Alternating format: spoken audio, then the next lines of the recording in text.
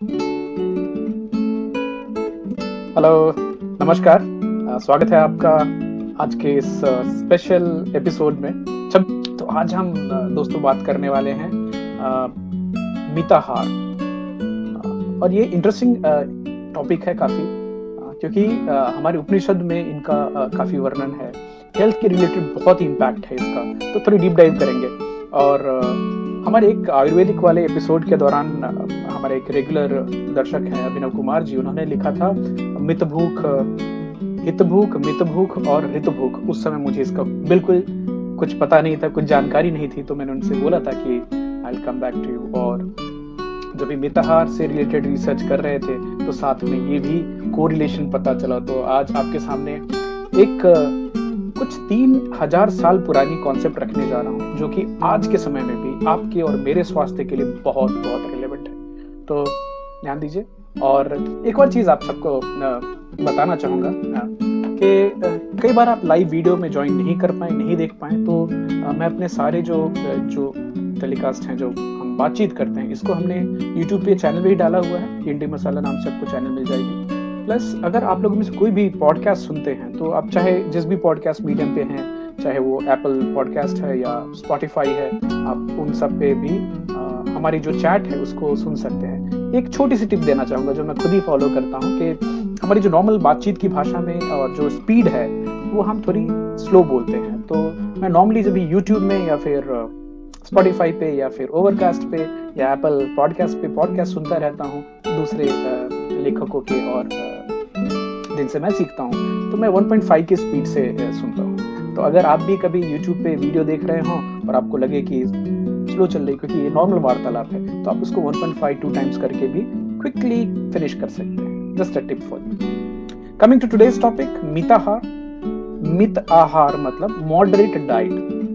Moderate diet, ये मिताहार जो है ये 10 यमों में से एक यम है। अभी यम क्या? यम और नियम।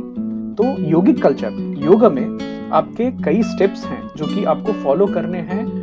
जो बिगिनर्स होते हैं उनको 10 यम ना मानने होते हैं। फिर यम के बाद नियम होते हैं, नियम के बाद आसन आते हैं, आसन के बाद प्राणायाम आप सीख सकते हैं, उसके बाद प्रत्याहार आता है, उसके बाद धारण होता है, धारण जिसको करना बोलते हैं, फिर ध्यान होता है, और सबसे आखिर में होती है समाधि, जब भी आप ईश्वर से मिल जाते हैं इस शरीर को छोड़कर। तो सबसे पहले शुरुआत में जो यम, इट्स काइंड ऑफ वो बोलते हैं इसको, ये एक प्रतिज्ञा है जो आपको लेनी है। तो ये 10 यम क्या है, इसमें हम क्विकली जाएंगे।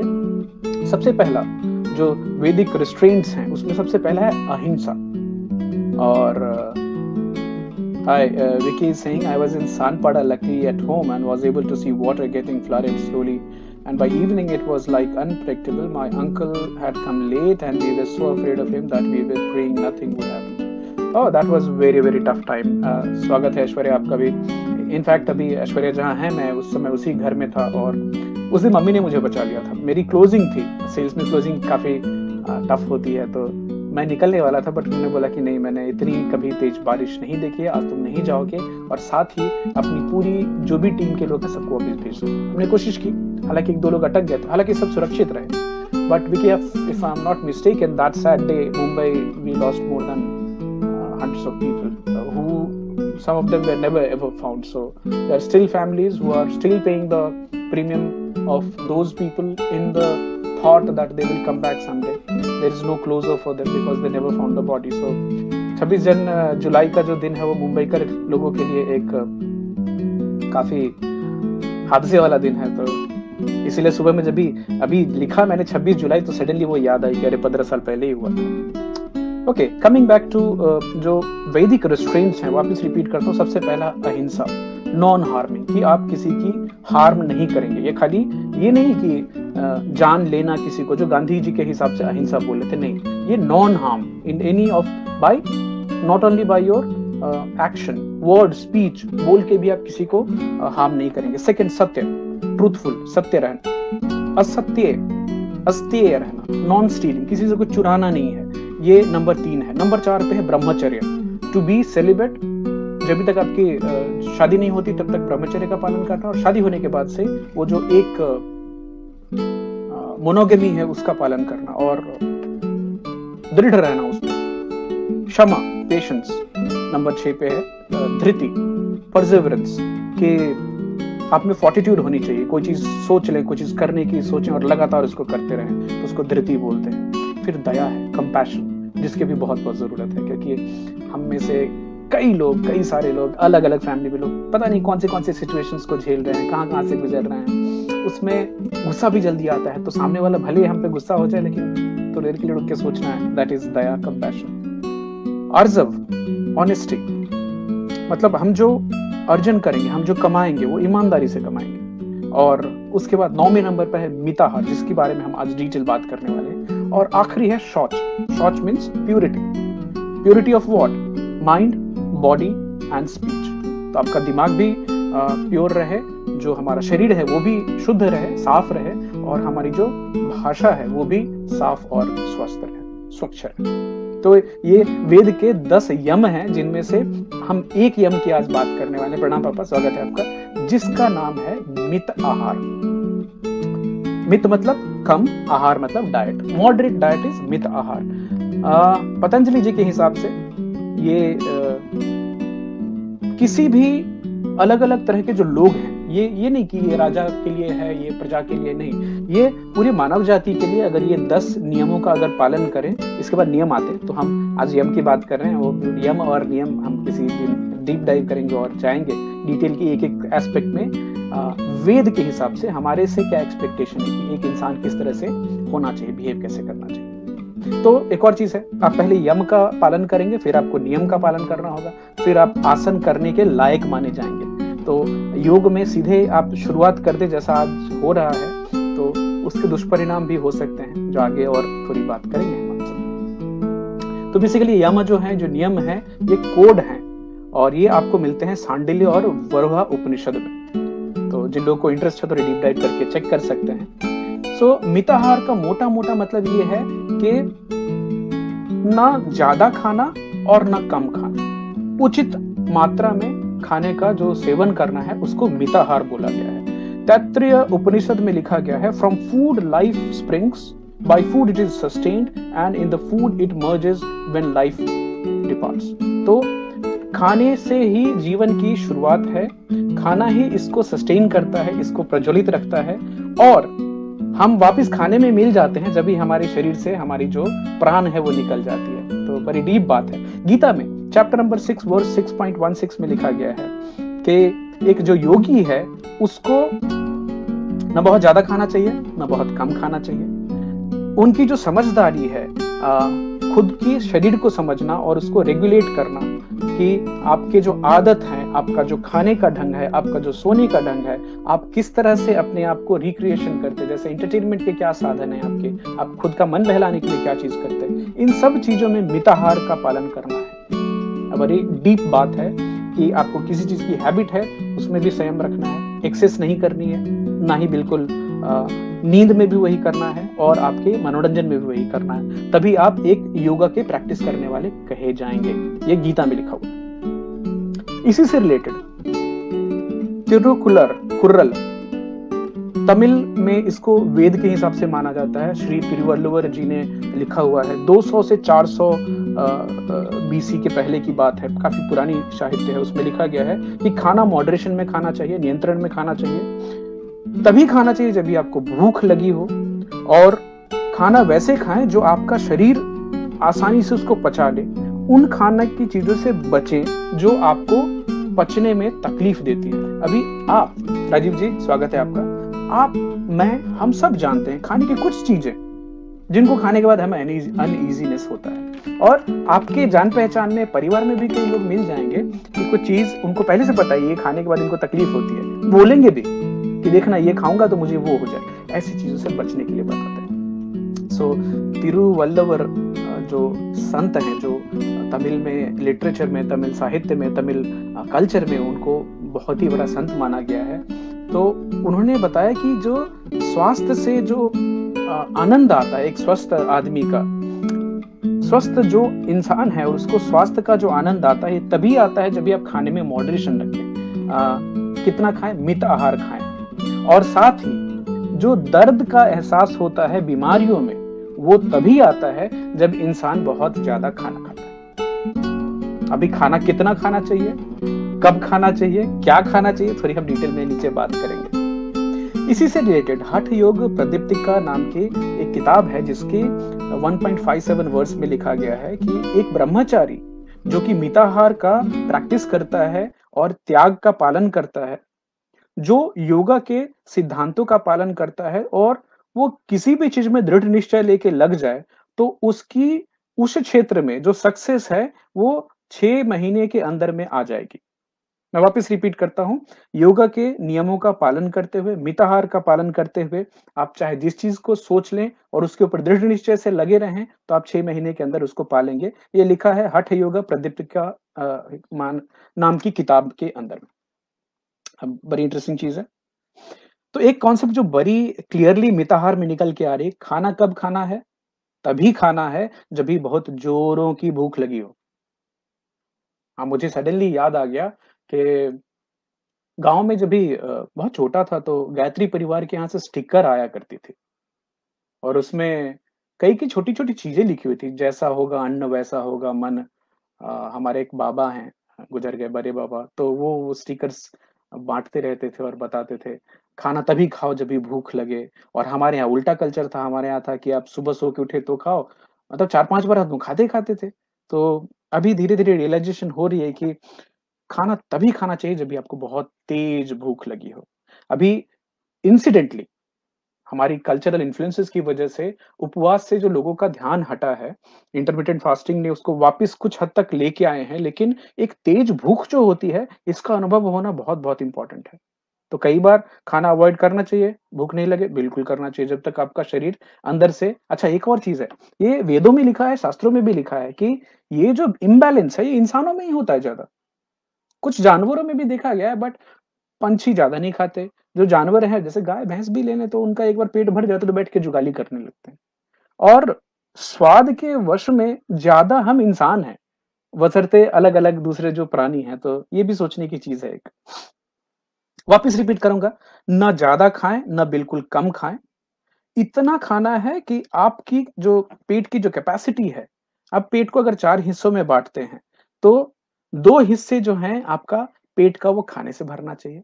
एक हिस्सा पानी से भरना चाहिए और एक हिस्सा खाली रहना चाहिए, वायु के कार्य के लिए। Air is important for digestion also.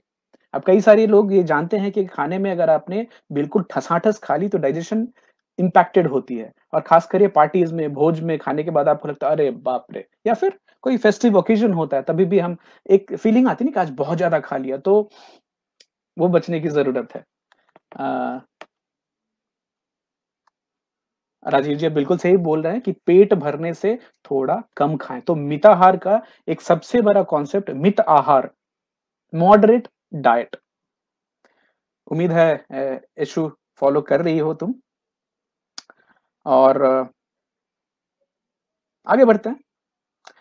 मिताहार में कहा गया है कि यौगिक जो खाना खाते हैं, उनमें कुछ चीज़ अवॉइड करने की सलाह दी गई। जो योगी हैं और जो मिताहार की अ, परिकल्पना पे अपने आप को चलाना चाहते हैं, if they practicing that kind of diet, they have to avoid sour food, खट्टी चीज़ें, salty food, bitter food, oily चीज़ें, ऐसी खाने की चीज़ें जिसमें स्पाइसी बर्न होती है। अ, बिना पकी हुई सब्जियाँ, अनराइप वेजिटेबल्स, फर्मेंटेड फूड्स जिसमें जैसे उड़द दाल की जो इडली हो गई, ये साथ में जो अलग-अलग चीज़ें बनती हैं फर्मेंट करके, उनको अवॉइड करने को, और अल्कोहल योगिक कल्चर में बिल्कुल अवॉइड करने की बात कही। साथ ही साथ बासी खाना अवॉइड करना है, इम्प्योर खाना अवॉइड करना है और तामसिक प्रकृति वाला जो खाना होता है, उसको अवॉइड करने की सलाह दी गई। अभी हम थोड़ी-सी डीप डाइव करते हैं। आप लोगों के कुछ कमेंट हो तो बिल्कुल शेयर कीजिएगा, will take it in the middle. Die diet, dietetics and the मिताहार। तो चरक संहिता और सुश्रुत संहिता, ये अगर देखने जाएँ तो शायद ये दुनिया के सबसे पुराने ऐसे किताबों में है, कंपेंडियम जो कि इतने 3000 साल से यथावत चला आ रहा है। उस समय तो बहुत सारी कल्चर भी डेवलप नहीं हुई थी। तो उसमें बेसिकली न्यूट्रिशन और डाइट की ही बात होती है और 4 तरह के खाने की बात की गई है कि खाने के 4 प्रकार होते हैं। अब पहला प्रकार टू बी च्यूड, ऐसी खाने की चीज़ जिनको आप चबा के खाते हैं। दूसरा सक्ड, टू बी सक्ड जिसको आप चूस के खा सकते हैं। जैसे हमारे कुछ आम होते हैं वैरायटी जो काफ़ी जूसी होते हैं, तो आपको उनको सक करके खाना होता है। टू बी लिक्ड आपको चाट के खाना हो, जैसे शहद हो गई, हाथ पे लिया चाट के खाए। और to be drunk, so you can take milk और you can take fruit juices in that aspect कि जिनको आपको ऐसे पीना होता है। सौरभ, स्वागत है आपका। अभी ये जो चारों तरह के जो खाने के प्रकार हैं, आप उसको खाएँगे और जब भी हमारे शरीर के अंदर जब ये जाता है, तो जैसे हम पहले बात की थी, सूक्ष्म शरीर में जो माइंड और इंटेलेक्ट है, उसको सबसे पहला एसेंस जाता है, जो सबसे पहले तत्व, मिनरल्स होते हैं, विटामिन्स होते हैं, ये सब पहले आपके इंटेलेक्ट को जाते हैं। सेकंड, उसके बाद वाली जो मात्रा बोलिए, बीच का जो हिस्सा होता है खाने से जो रस निकला, वो आपके 7 धातुओं को शरीर में लगता है। और जो आखिरी है जिसमें बल्क होता है, जो वेस्ट मटेरियल होता है, वो फिर कार्बन डाइऑक्साइड बन के निकलता है साँसों के थ्रू या फिर पसीने से निकलता है, वो भी एक शुद्धिकरण है। और फिर आपके जो यूरिन और स्टूल हैं, वो तो मल होता ही है। तो अ, खाने के 3 जो रस हैं, वो अलग-अलग कैसे-कैसे बॉडी में डिवाइड होते हैं। अभी एक और सवाल फिर कि खाना खाना कब चाहिए? When to eat the food? No problems Saurabh, स्वागत है आपका। तो यहाँ तक वैदिक कल्चर में और जो योगिक कल्चर है उसमें ये बताया गया है कि योगियों को ये पता होता है कि खाना कब खाना चाहिए, जब भी आपकी दाहिनी नॉस्ट्रिल जो है, जो नासिका है दाहिनी वाली वो प्रोमिनेंट हो जाए, वो डोमिनेंट हो जाए। तो अब ये तो थोड़ी खुद को काफ़ी ऑब्ज़र्व करने के बाद ही आदमी को मालूम पड़े कि जो लोग प्राणायाम करते हैं वो बताएँगे, उनको ये अनुभूति होती है, मैं अभी बहुत कच्चा हूँ उसमें, कि आपके दिन के अलग-अलग समय में आपकी बाईं और दाईं जो नासिका है वो प्रोमिनेंट होती है, दोनों एक साथ काम नहीं कर रही होती है प्रोमिनेंटली। और जो योगी कल्चर के लोग हैं वो भी बता सकेंगे कि सुषुम्ना जो होता है, इंगला और पिंगला नाड़ी होती है, वो कैसे स्विच होती है। तो कम जानकारी है, कभी रिसर्च करेंगे तो आप सबसे इसको शेयर करने की कोशिश करेंगे। बट फिलहाल इतना याद रखिए कि योगी कल्चर में हमारे जो पुराने ऋषि, महर्षि थे, अभी भी हैं, वो उनको खाने की जो भूख है और कब खाना चाहिए वो पता चलता है जब भी उनकी दाहिनी नॉस्ट्रिल जो है वो डोमिनेंट हो जाती है during the respiration process. How interesting is this? Hi Sushant, welcome. अभी व्हेन टू ईट तो हो गई, हाउ मच टू ईट, कितना खाना चाहिए? तो मोटा-मोटा कुछ जो आज की रिसर्च में निकल के आया है कि जो ब्रह्मचारी होते हैं, दीज़ आर बेसिकली एडोलेसेंट, जो लोग बड़े हो रहे हैं, जो यंग हो रहे हैं। तो ये जो पीरियड है जो आप ब्रह्मचर्य का अ, जो हमारी वेस्टर्न मेडिसिन है उसके हिसाब से बताते हैं कि by the age of 22 one is absolutely mature. उसके बाद आपकी बॉडी की जो ग्रोथ है वो रुक जाती है, वो फिर नीचे होना चालू होती है। आप फिर डिग्रो होना चालू करते हैं। डिग्रो इन द सेंस आपकी सेंसेस धीरे-धीरे कमजोर होती जाएँगी। तो अगर 18 साल तक की जो आप ले लें आयु, उस समय में बोला गया है कि ब्रह्मचर्य का पालन करने वाले लोगों को गृहस्थ जीवन में, गृहस्थ आश्रम में जो रहने वाले हैं, उनसे 2 गुना खाना खाना है।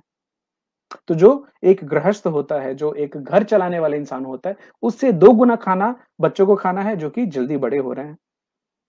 गृहस्थ आश्रम में रहने वाले लोग हैं, जैसे हमारे जैसे लोग हैं, हमें वानप्रस्थ के जो लोग हैं, जो बूढ़े लोग हैं या फिर जो वानप्रस्थ उसको बोलते थे जब भी आप अपना घर छोड़ कर के जंगलों में जा कर के अपनी ज़िंदगी के आखिरी जो दिन थे उनको निकालते थे भगवत भजन करते समय, उनसे दुगुना खाना होना चाहिए एक गृहस्थ का।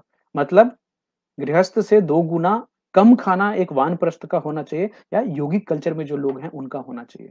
ये है खाने के बारे में गाइडलाइंस इन द वेदा। नेहा जी बोलती है खाना भूख लगने पर खाना सही है या कोई स्पेसिफिक सेट सेट टाइमिंग पे खाना बेटर है? नेहा जी अभी एग्ज़ैक्टली हम यही बात कर रहे थे कि बहुत ही स्ट्रॉन्ग एम्फेसिस है और ये आज के समय में जितने भी लॉन्जेविटी के एक्सपर्ट हैं, मैं 2-4 लोगों के नाम आपको बताऊँगा।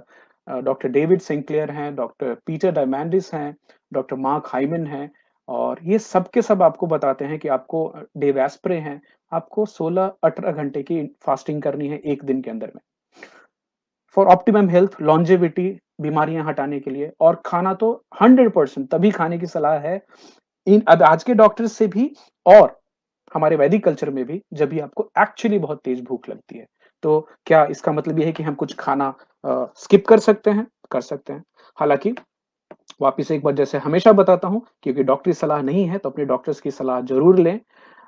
अगर आपके ब्लड शुगर स्विंग्स होते हैं तो कुछ ऐसी चीज़ आप खा सकते हैं जो कि स्विंग को रोके, हम इसके बारे में पहले भी काफ़ी बातचीत कर चुके हैं। But it's a matter of education, ये खुद को और खुद की शरीर की प्रकृति को समझना है उसके हिसाब से। तो खाली मेरी एडवाइस मान करके एकदम से खाना स्किप मत कर दीजिएगा। अगर आप दवाएँ ले रहे हैं, अगर आपकी ब्लड प्रेशर की और डायबिटीज़ रिलेटेड चीज़ें हैं, डॉक्टर से बात कीजिए और धीरे-धीरे इन चीज़ों को धीरे-धीरे और रिसर्च करके अपने जीवन में लेके आइए। अगर आप हेल्दी हैं, आपको किसी तरह की एंड मैं आपकी एज के हिसाब से तो आपको कुछ भी नहीं होगा, तो आप तो बिल्कुल बिंदास ट्राई कर सकते हैं इसको। I'll recommend that you start with the intermittent fasting first. रात को जो डिनर करते हैं उसके बाद सुबह का ब्रेकफास्ट अवॉइड कीजिए and try and go directly till lunch. In the meantime, you can take lemon tea, you can take black coffee, and what I do is I also mix the virgin coconut oil in that, which will make you feeling full and you will not need any. कोई craving नहीं आपकी खाने की आएगी. आपको lunch के तक समय आएगा तो लोग आपको बताएंगे चलिए अभी खाना खाना चाहिए. सो ट्राई करके देखिए फिर बताइएगा. राजीव जी बोले वानप्रस्थ में हम पारिवारिक जिम्मेदारियों को छोड़कर सामाजिक जिम्मेदारियों का निर्वहन करते हैं. बहुत बढ़िया. सो इवन मैस्लोज हायरार्की अगर हम मोटा-मोटा देखने जाएँ तो उसमें बोलते हैं कि सेल्फ एक्चुअलाइजेशन. तो जब भी आदमी सबका खुद करते फिर आगे बढ़ जाते हैं और फिर उनको लगता है कि अभी तो अपनी ज़िंदगी में सब कुछ अचीव कर लिया, बच्चे सेट हो गए, सब हो गया, तो समाज के लिए कुछ करना चाहिए और ये बहुत ही शानदार कॉन्सेप्ट है. Thanks for sharing it.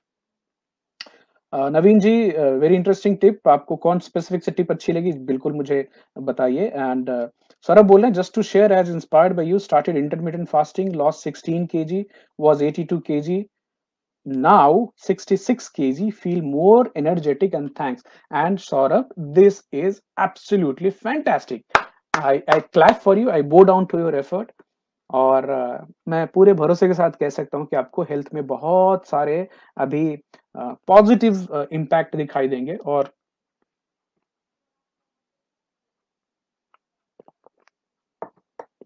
मुझे ऐसा लग रहा है ना सौरभ कि इतने जो हम मेहनत करते हैं, 3-4 घंटे की रिसर्च होती है तब जाके एक टॉपिक निकल के आता है. कभी अच्छा होता है, कभी मीडियम भी हो जाता है, कभी बहुत अच्छा हो जाता है.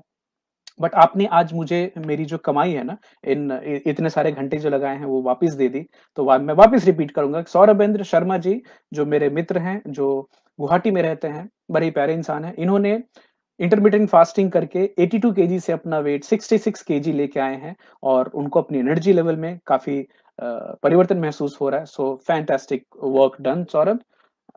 Absolutely commendable. So now coming back to the topic what we were talking about. वापिस गीता में भी लिखा गया है कि युक्त हार विहारा.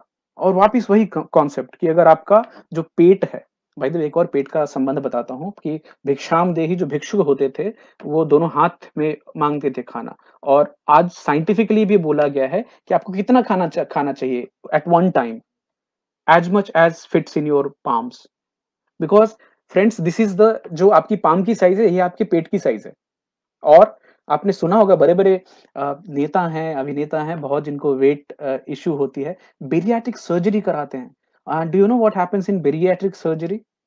आपके पेट को काट करके छोटा कर देते हैं. So once your stomach becomes smaller, आपकी भूख भी कम लगती है और आप कम खाते हैं और फिर वेट लूज़ होता है. वो एक्सट्रीम है.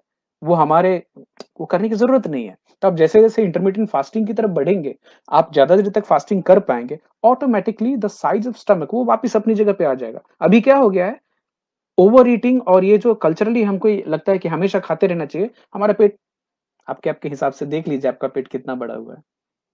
तो वापस रिपीट करते हैं, गीता में लिखा गया है 4 पार्ट्स स्टमक के हैं, 2 पार्ट में खाना जाना चाहिए, अन्न जाना चाहिए, 1 पार्ट पानी के लिए होना चाहिए और 1 पार्ट हमेशा खाली रहना चाहिए हवा के आदान-प्रदान के लिए. तो 3 बार बात हो गई है इसी टॉपिक के दौरान. और आगे बढ़ते हैं. व्हाट टू ईट, खाना क्या चाहिए? मिताहार के हिसाब से और ये जो वैदिक कल्चर इसमें 3 बेसिस हैं. अभी थोड़ी कॉम्प्लिकेशन है बट मेरे साथ रहिएगा. एक फिलॉसॉफिकल बेसिस है कि फिलॉसफी के हिसाब से खाने को क्या आयाम दिए गए हैं. दूसरा है कि आयुर्वेद के हिसाब से क्या-क्या खाने को बोला गया है और तीसरा योगिक कल्चर में क्या बताया जाता है खाना क्या खाना चाहिए या नहीं खाना चाहिए. तो अगर फिलॉसॉफिकल जो बेसिस है उसमें 3 चीज़ों की बात करते हैं जो हम पहले भी एक बार कर चुके हैं, जो है सत्व, रजस और तमस. मतलब सात्विक खाना, राजसिक खाना और तामसिक खाना. हम इसके पहले भी बात कर चुके हैं एक बार। तो अगर एक दीपक जो है, जलता हुआ दीपक, उसके जो उसकी जो फ्लेम होती है, उसके कलर से रिलेट किया गया है। तो सात्विक खाना है सफेद फ्लेम, और राजसिक खाना है लाल फ्लेम, जो लाल होता है, और तामसिक खाने को ब्लैक फ्लेम बोला गया है, जो काली जलती हुई होती है, वो तामसिक होती है। अच्छा, ये खाली खाने की प्रकृति नहीं है, जैसे हम पहले बात कर चुके हैं, इसको गुण बोलते हैं, ये हमारे अंदर भी है। तो हम सब में राजसिक, तामसिक, सात्विक तीनों गुण पाए जाते हैं।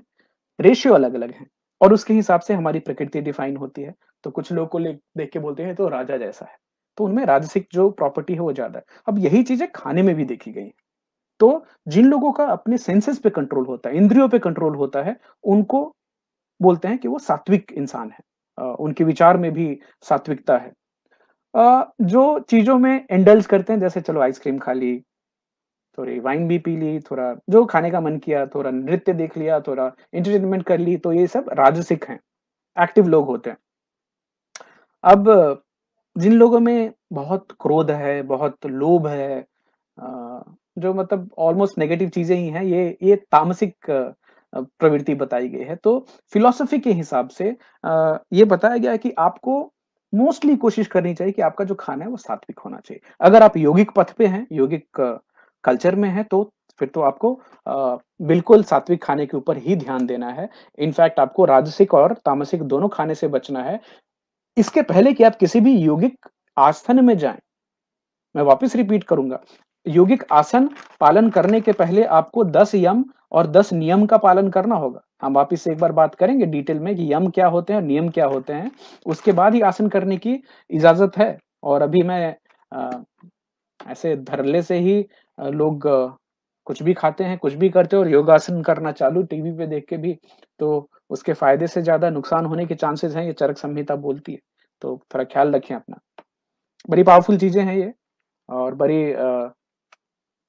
रिस्पेक्ट के साथ मैं ये बताता हूँ कि अज्ञानता बहुत है, मेरे में भी है। धीरे-धीरे जैसे-जैसे जान रहा हूँ, आप सबसे शेयर कर रहा हूँ, तो आप भी अपने लोगों के साथ धीरे-धीरे शेयर कीजिए कि हम सब वापस उन अच्छी चीज़ों को निकाल सकें, जो शायद हमें हमारे बचपन में नहीं बताया, पढ़ाई से नहीं मिला, स्कूल में नहीं मिला, कॉलेज में नहीं मिला, बट है ये, थोड़ा खोद के निकालना पड़ रहा है।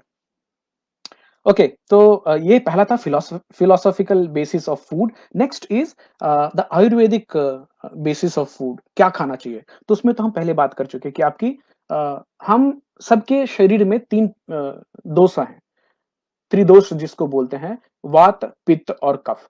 उसके हिसाब से आयुर्वेद के हिसाब से आपको खाना कि अगर मैं पित्त प्रकृति का हूँ, तो मुझे क्या-क्या चीज़ें नहीं खानी है और क्या चीज़ें खानी है, इसका ख्याल रखना है।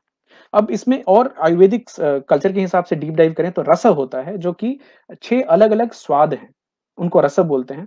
फिर वीर्य, वीर्य मतलब खाने की प्रकृति कैसी है? वो खाने से आपके शरीर में ठंडक मिल रही है कि वो गर्म होता है? जो जैसे हमारे यहाँ बोलते हैं तासीर कैसी है खाने की? ये गरम खाना है, ये हमारे इनफैक्ट आपको आश्चर्य होगा कि मेरे दादाजी ही बड़ा खाना, गरम खाना, जो नॉन वेजिटेरियन फूड होता था, उसको गरम खाना ही मोटा-मोटा बुलाया करते थे। और आखिर में है आयुर्वेद के हिसाब से विपका। विपका मतलब डाइजेशन। तो ये खाने की जो खाना खाने के बाद, is it heavy to digest or is it lighter to digest? So that is another consideration. Now अभी तीसरी जो कंसिडरेशन की हम बात कर रहे हैं, that is what is the yogic basis. Yogic culture में खाने के ऊपर में क्या बताया गया है।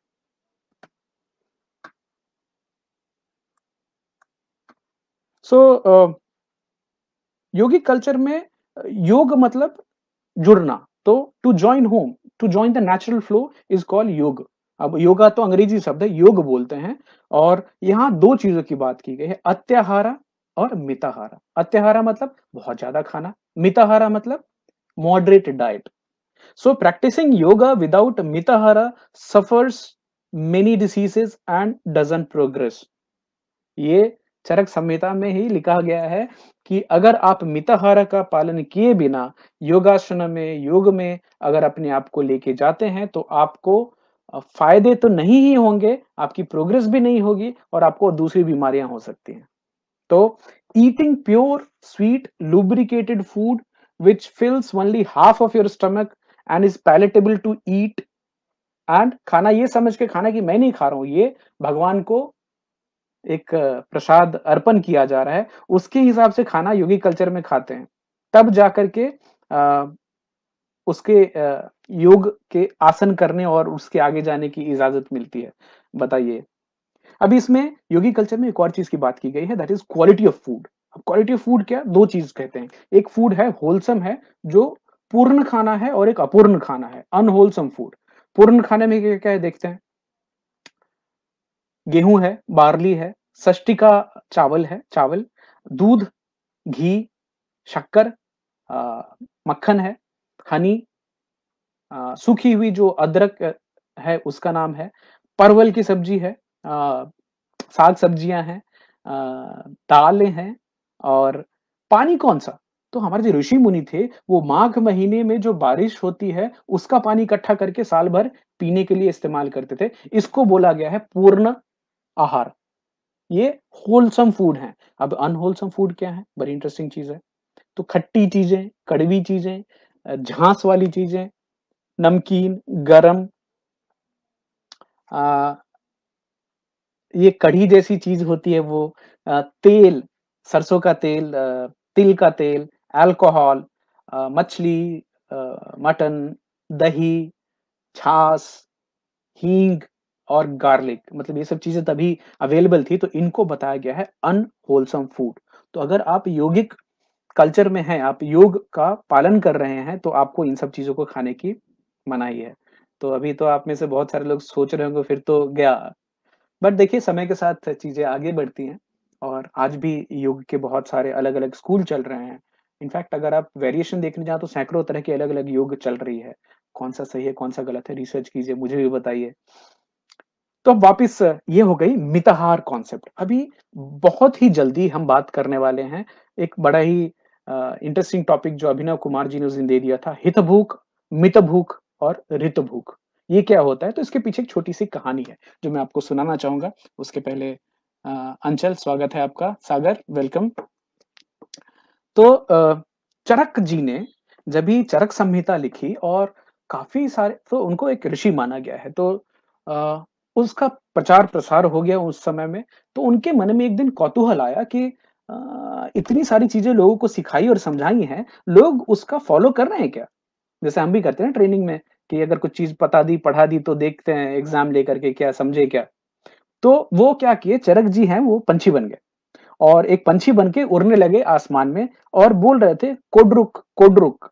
तो जो उसका ट्रांसलेशन है कि रोगी कौन नहीं। वो पंछी बन के पूछ रहे थे रोगी कौन नहीं, और उड़ रहे थे।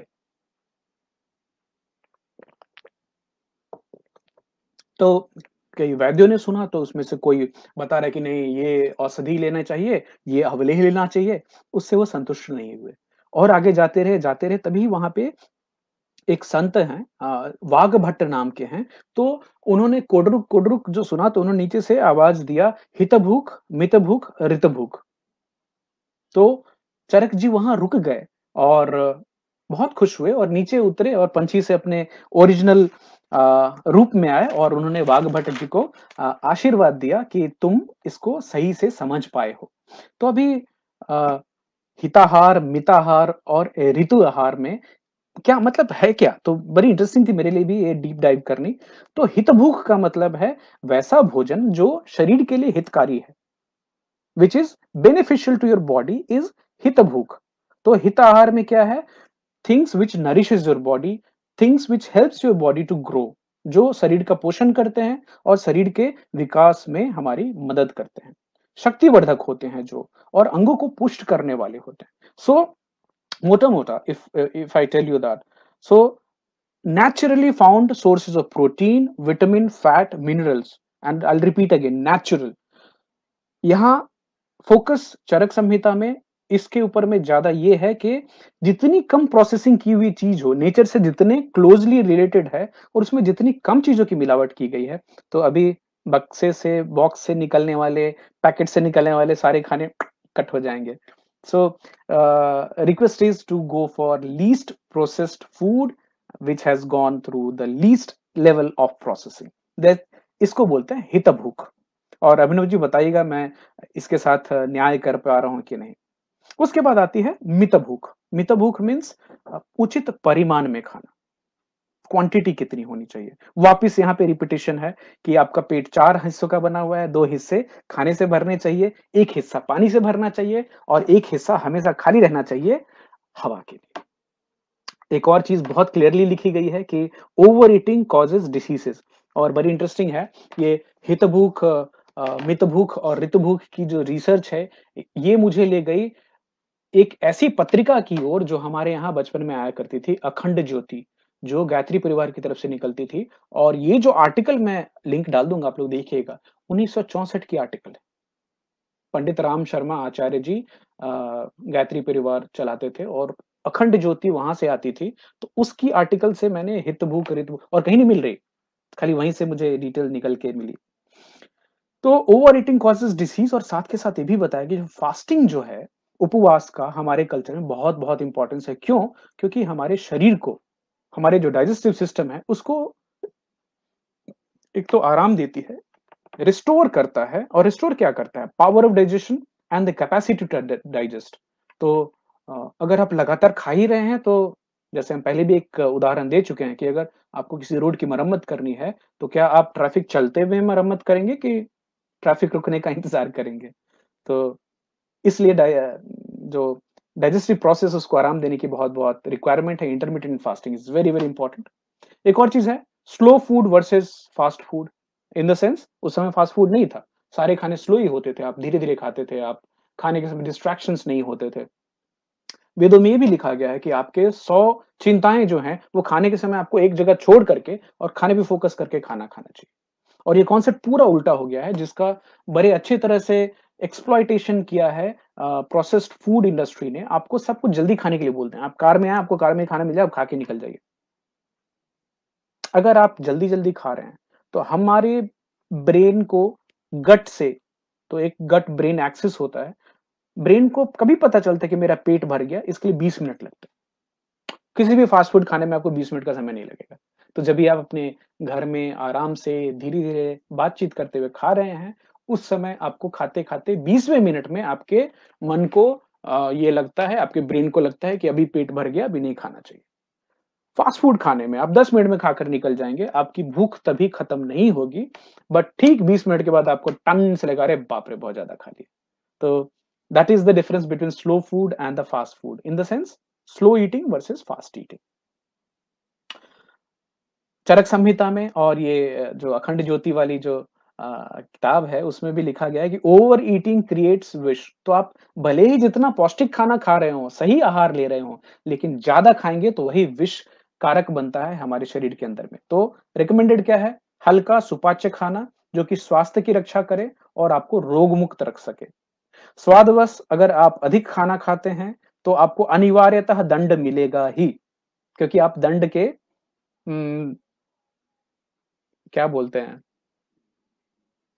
You are eligible to get punished is what I can tell you in English. तो अगर आप you're overeating because your taste buds have taken over and you are enjoying the food so much कि आप you feel that okay it's enough. तो एक तो है कि पूरा पेट भरने तक का इंतज़ार ना किया जाए, जो राजीव जी पहले ही बता रहे थे कि अ, थोड़ा पेट खाली रखना इम्पोर्टेंट है कि बाद में आप पानी भी पी सकें। आखिरी में आते हैं ऋतु आहार। ऋतु आहार में क्या है? हमारे शरीर के अंदर में जो अंतःकरण है ये 4 चीज़ों से बना है। मन मन जो है हमारा, बुद्धि, इंटेलेक्ट, चित्त और अहंकार। इन सबको पोषण जो मिलता है, ये हमारे किस तरह का अन्न हम खा रहे हैं, उनसे मिलता है। थोड़ी डीप बात है। मतलब जो खाना आप ईमानदारी से और मेहनत करके कमाते हैं, उस खाने को खाने से आपके मन, बुद्धि, चित्त और अहंकार की सृजन होती है। जैसा होगा अन्न, वैसा होगा मन। मतलब मेहनत की कमाई में सात्विकता होती है और सद्गुणों का विकास होता है। पाप का अन्न, अगर पाप की कमाई से जो अन्न आया है, वो मनुष्य को पापी बनाता है, कुसंस्कारों के लिए प्रेरित करता है और ऐसे मनुष्य दुष्कर्म करते हैं। इन पाप की कमाई का खाना खाने वाले, अन्न खाने वाले लोगों में उनके मनोजगत में जो मेंटल उनकी जो लाइफ है, उनकी uh, they will be frustrated, they will be excited, उत्तेजना रहेगी, दे विल बी फियरफुल, बहुत डर का सामना करेंगे, बहुत सारी हताशा, निराशा और डिप्रेशन भी उनमें छाया रहता है। तो अ, यहाँ एक लाइन लिखी है, युक्तहार विहारस्य युक्त चेष्टस्य कर्मसु, मतलब ये मत भूलिए जो हिताहार, मिताहार और ऋत आहार, इसका पालन करने से लिखा गया है कि आप स्वास्थ्य का ये मंत्र है और ये ना आपको केवल आरोग्य देगा, आपको हेल्दी रखेगा, बल्कि आपके जीवन जो है उसको भी दीर्घ करेगा। दीर्घ आयु देने के लिए इनको पालन करने की सलाह दी गई है। तो ये है हमारी आज की छोटी-सी टॉपिक, जिसमें हमने बात की मिताहार के बारे में और हमने साथ में और भी बात की हितभूख, मितभूख और ऋतभूख क्या होती है। सो मोटा-मोटा if I go back and tell you the gist of it, so मिताहार इज मॉडरेट डाइट। कुछ भी खाएँ, मॉडरेशन में खाएँ और साथ में जो अलग-अलग फिलॉसफिकल बातें आई हैं। तो उम्मीद है इसमें से आपको कुछ आज एक फूड फॉर थॉट मिला होगा, जो आप मेरे से बाद में भी शेयर कर सकते हैं। Thank you so much everyone for joining and for your lovely comments today. मिलते हैं अगले वीक में एक और अच्छी टॉपिक लेकर के, जिसमें हम एक दूसरे के ब्रेन को पिक कर सकें और कुछ चीजें सीख सकें। नेहा लिख रही हैं, after having food should we drink water immediately और should keep gap between food and drinking water? Also should we drink water in between while having food? Different people suggest different views on this. Okay, good point. So food and water, first of all, खाने के समय आप ठंडे पानी का इस्तेमाल, वैदिक culture के हिसाब से ठंडा पानी पीने की मनाही है, आपको गुनगुना पानी पीने की सलाह दी गई है। खाने के साथ पानी पीने की मनाही ऑलमोस्ट हर कल्चर में दी जाती है। आप खाने की इमीडिएटली पहले पानी ना पिएँ और खाने के तुरंत बाद भी पानी ना पिएँ। एक गले को तर करने के लिए आधा ग्लास वगैरह पिएँ और उसके बाद पानी पीने में एक छोटी-सी जो सद्गुरु जी को मैं फॉलो करता हूँ। अभिनव जी आप आए, आज हमने आपकी बताई हुई चीज़ हितभूख, मितभूख और ऋतुभूख की बात की थी, तो उम्मीद है आप बाद में यूट्यूब पे देख पाएँ इसको, या फिर आप पॉडकास्ट में भी इसको सुन सकते हैं। तो गर्म पानी पीने की सलाह है और साथ ही साथ पानी, खाना खाने के कुछ देर बाद आपको कितना पानी पीना चाहिए? If you are thirsty for a glass of water, take 2 glasses of water. No need to keep on sipping continuously, but hydrate yourself well. So pre-food, during food and after food immediately, कम से कम पानी पिए Neha ji. That is what is suggested in the yogic culture also, and that is also being suggested by um, uh, the dietitians across. So if there is any other question, please shoot. I'll be answering all those questions. Saurabh is writing कि मैंने flax seed लेना शुरुआत कर दिया है. Fantastic, Saurabh. And the immediate benefits would be, एक तो आपको अच्छी क्वालिटी का ओमेगा 3 मिल रही है आपके खाने में because of taking flaxseed. It is also a very powerful anti hypertensive, तो आपके ब्लड प्रेशर को कंट्रोल करेगा ये। It's a very good source of fibre and different minerals also, तो आप कॉन्स्टिपेशन तो बिल्कुल भूल जाएँगे। This is what is my recommendation to all of you. So thank you so much and wish you a fantastic week ahead. अपना अपना ख्याल रखिए in this कोरोना काल, and मिलते हैं अगले वीक में। तब तक के लिए आप सबसे विदाई चाहते हैं। Thank you so much, bye, take care.